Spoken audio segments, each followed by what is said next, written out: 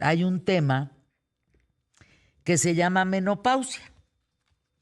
No sé si a las mujeres que me escuchan ya les dio, algunas les va a dar, otras ya les dio a sus mamás o a sus abuelas, porque aquí somos como varias generaciones que escuchamos el programa ¿Qué tal, Fernanda? Pero en realidad lo que entiendo, doctor Manuel García, gracias por acompañarnos. Eres médico especialista en endocrinología, entre otras especialidades. Doctor Alejandro Nenclares, psiquiatra y posgrado en trastornos del sueño. Y doctor Alejandro Rosas, ginecobstetra, biólogo y demás en la reproducción humana. La menopausia. A ver, lo que sí entiendo es que a los 30 años dejamos de producir las hormonas con las que nacimos y entonces empieza a morir una cantidad de hormonas importantes que luego ya no puedes reemplazar. A ver, ¿qué pasa a partir de los 30 que te lleva al declive de llegar a un momento en donde tú ya no produces la misma cantidad de hormonas en tu cuerpo?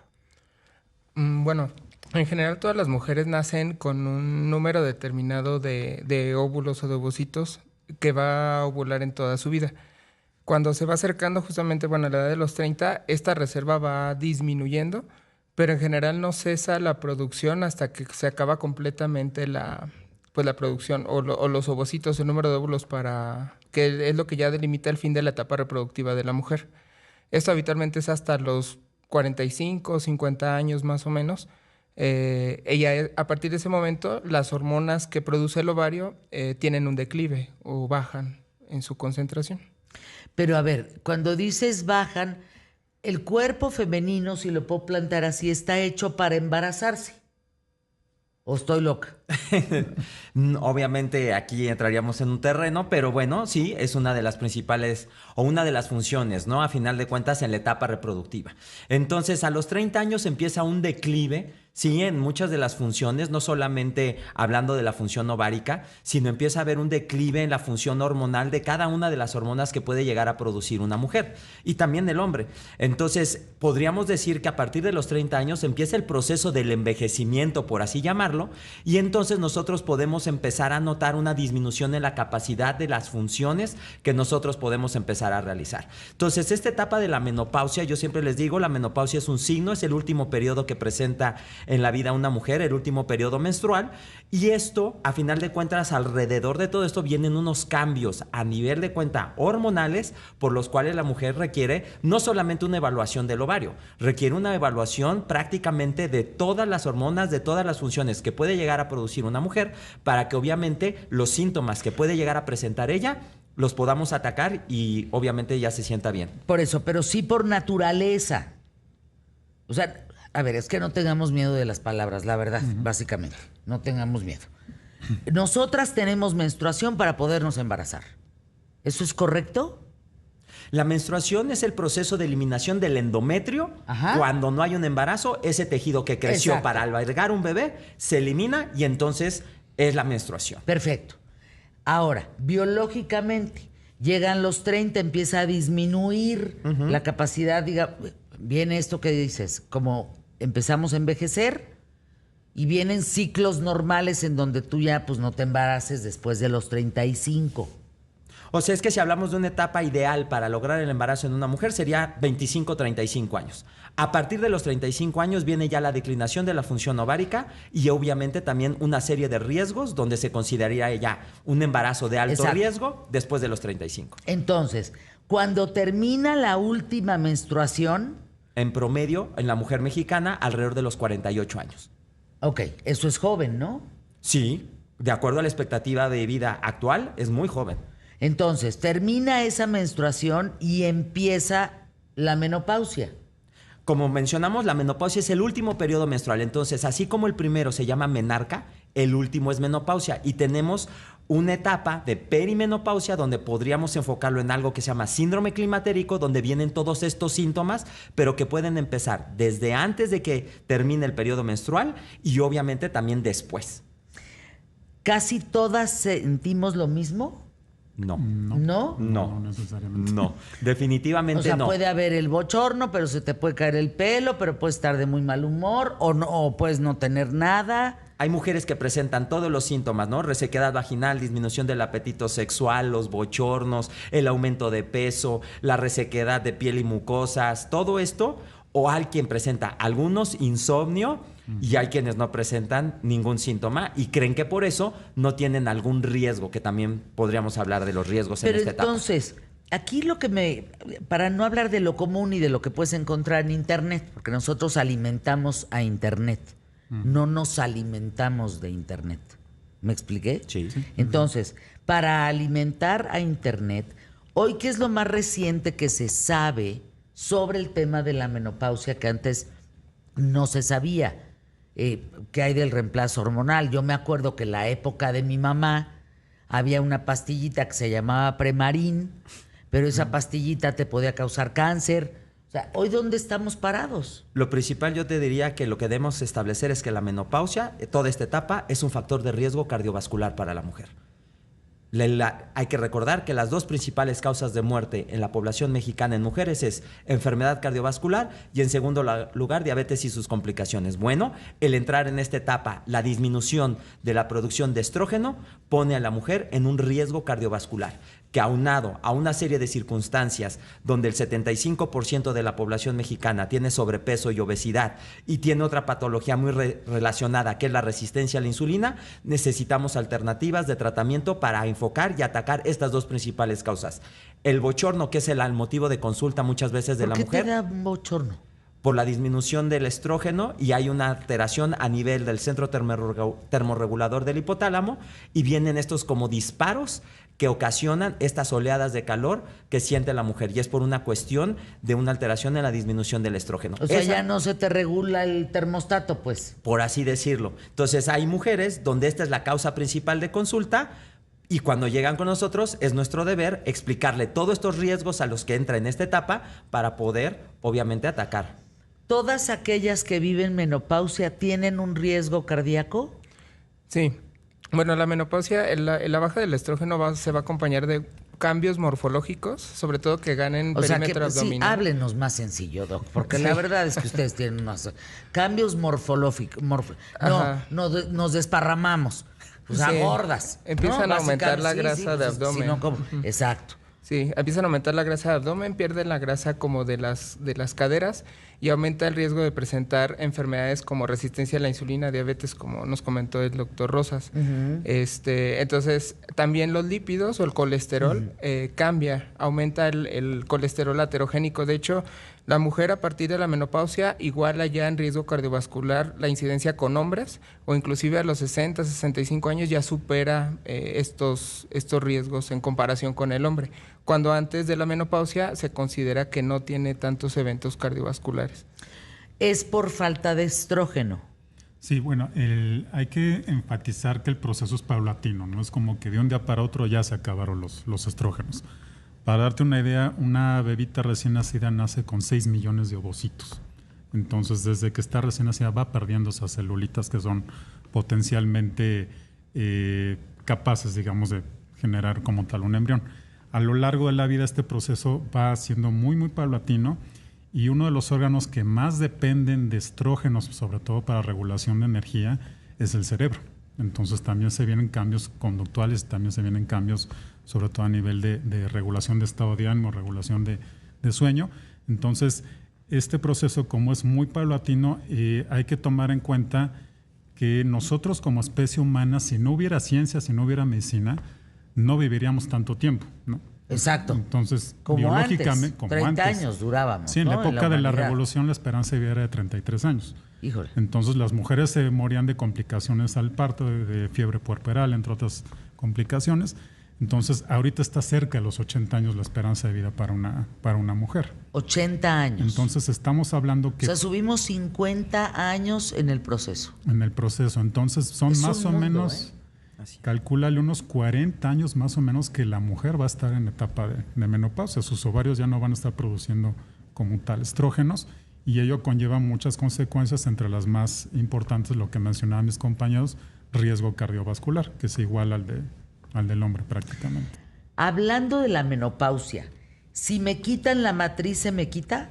No, no, porque a final de cuentas quien produce los estrógenos, pues es el ovario. Entonces, cuando tú pierdes el útero por cualquier circunstancia, lo que pierdes es la capacidad, ya sea de poderte embarazar o ya no vas a tener menstruaciones o sangrados, como sabemos, te quitan el útero por diferentes circunstancias. Pero la menopausia, a final de cuentas, podrías tener una menopausia quirúrgica porque te quitaron el útero, ya no vas a tener menstruaciones, pero los síntomas podrían incluso exacerbarse. Órale, no sabía eso, fíjate. ¿Qué es lo que más te cuestiona, Alejandro Nenclares, doctor, sobre el tema de la menopausia? ¿Lo que me cuestionan a mí los Sí. pacientes? Sí. Sí, es muy común que asumen que debido a la menopausia, de hecho se usa a veces como un término despectivo, ¿no? Si estás irritable, ya estás menopáusica, ¿no? Entonces... ¿Y si tiene que ver? O sea, esta forma de hablar es porque la menopausia uno está irritable. Sí, de hecho los cambios hormonales por la baja, digamos, en los niveles de estrógenos, como son graduales, también van implicando cambios en la conducta, cambios en el ánimo, cambios en la regulación del sueño principalmente. Una de las causas más frecuentes de insomnio en la mujer en menopausia son los bochornos, precisamente.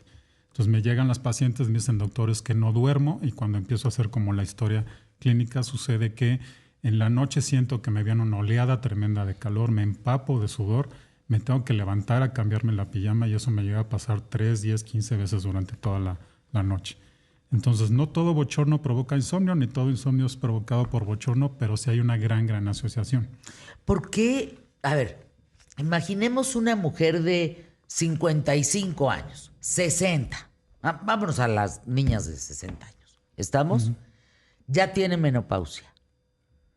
¿Por qué se le quita el sueño? ¿Qué tiene que ver? ¿Qué carambas tiene que ver una cosa con la otra? ¿Por qué duerme menos? ¿Por qué le da insomnio?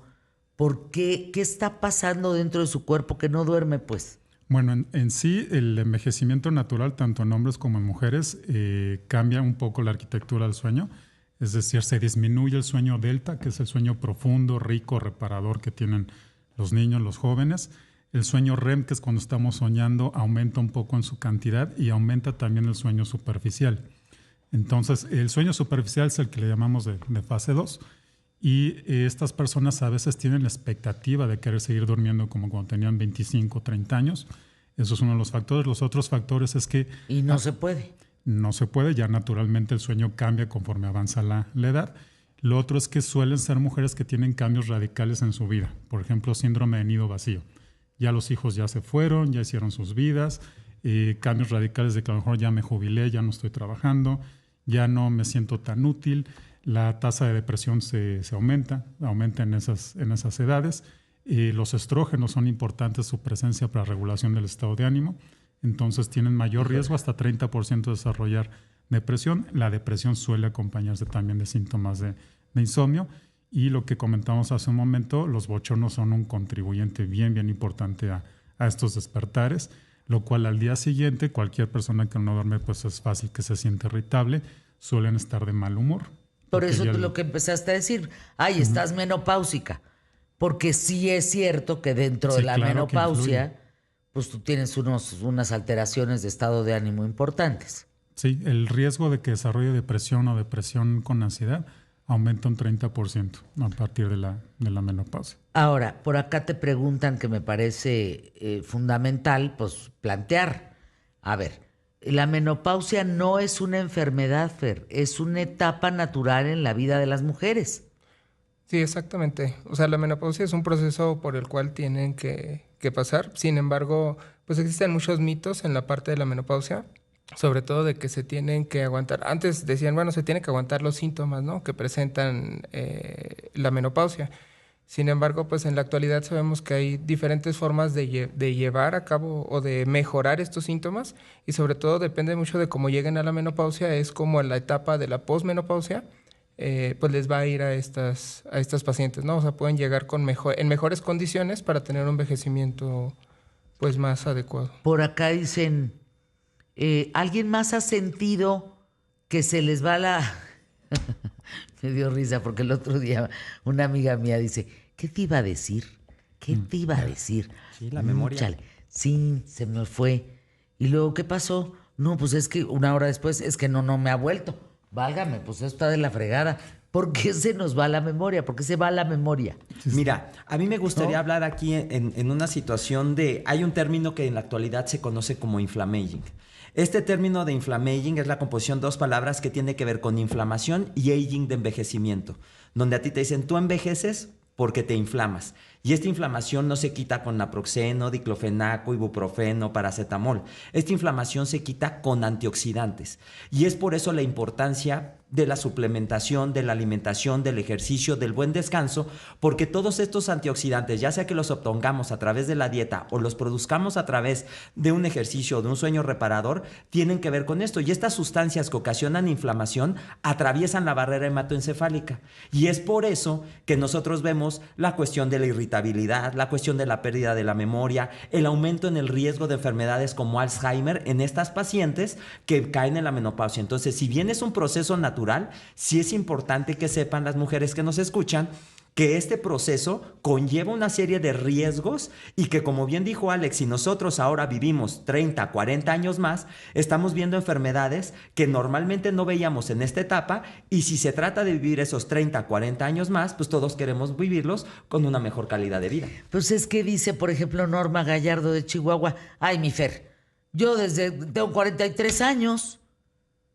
Y insomnio, bochornos insufribles, cambios de amor, de humor y de amor también, fíjate, la equivocación fue correcta. De amor también, no, ya no me gusta tanto el güey con el que duermo, básicamente. Pero todo esto se puede tratar, o sea, no puedes, o tiene uno que pasar aceite así a lo macho. No, pues justamente es uno de los mitos que hay que romper. O sea, en general Sí, no oye. son síntomas que se tengan que es pasar. enfermedad. Ajá, los tratamientos son muy, muy diferentes. O sea, eso es muy individualizado. Algunas pacientes necesitan terapia de reemplazo hormonal para mejorar esos síntomas y algunas no lo necesitan, no lo desean o no son candidatas. En estos pacientes, pues existen una serie de alternativas, sobre todo más naturales, ¿no? Que quieren, que en este caso pues pueden ser los suplementos. Por acá te preguntan, ¿por qué aumenta la grasa? ¿Por qué uno, lo que dice Fer, se desparrama? El estrógeno, a final de Se cuentas, desparrama. es una que me hormona. imaginé perfecto el Es tema. una hormona que cuando tú subes de peso, cuando te encuentras en la etapa reproductiva, normalmente el tejido adiposo se acumula en los senos o en las caderas. Una vez que cese esta producción hormonal, pues entonces este tejido celular subcutáneo, la grasa, se te acumula pues en el abdomen, y totalmente esta acumulación de grasa visceral pues es la que conlleva a uno de los riesgos cardiovasculares que estamos hablando, de la resistencia a la insulina, y obviamente eso a final de cuentas pues es lo que puede afectar la salud de Pero estas mujeres. lo otro importante Fer, es que los estrógenos son esenciales para el metabolismo de grasa. Entonces, No los tienes, ahí vas para arriba. no los tienes. De hecho, Claro. un ejemplo muy claro, por ejemplo, las atletas de alto rendimiento que tienen índices de grasa tan bajitos, menores al 5%, incluso dejan de menstruar, porque sus niveles estrogénicos, que dependen también de la presencia de grasa, disminuyen importantemente. Y esto va también aunado, lo que comentabas hace ratito, que se les empieza a ir la memoria, como que empiezan a tener déficits cognitivos.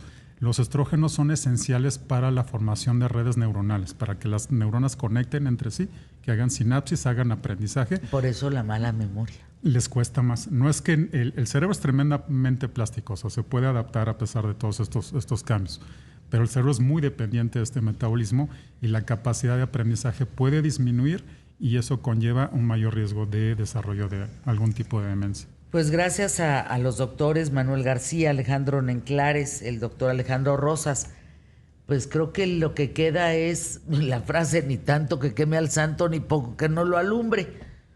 O sea, no podemos permitirnos no dormir, estar jetonas de mal humor, ¿no? Con bochornos y no hacer nada al respecto. Y yo les digo algo, aguas. Porque cuántas me están escribiendo ahorita, y agradezco la confianza, que me dicen que sacan medicamentos de internet. Sí, porque hay muchos de estos suplementos que pueden adquirir sin receta, y obviamente hay todos conocemos, ¿no? En las redes sociales, TikTokers que ponen de moda un suplemento y las pacientes lo empiezan a consumir nada más por escucharlo. Entonces, como dijo Manuel, los tratamientos deben de ser individualizados dependiendo de los síntomas que presenta cada una de las mujeres y sobre todo estableciendo los riesgos que pueden llegar a tener por tomar medicamentos que no sean bajo supervisión médica.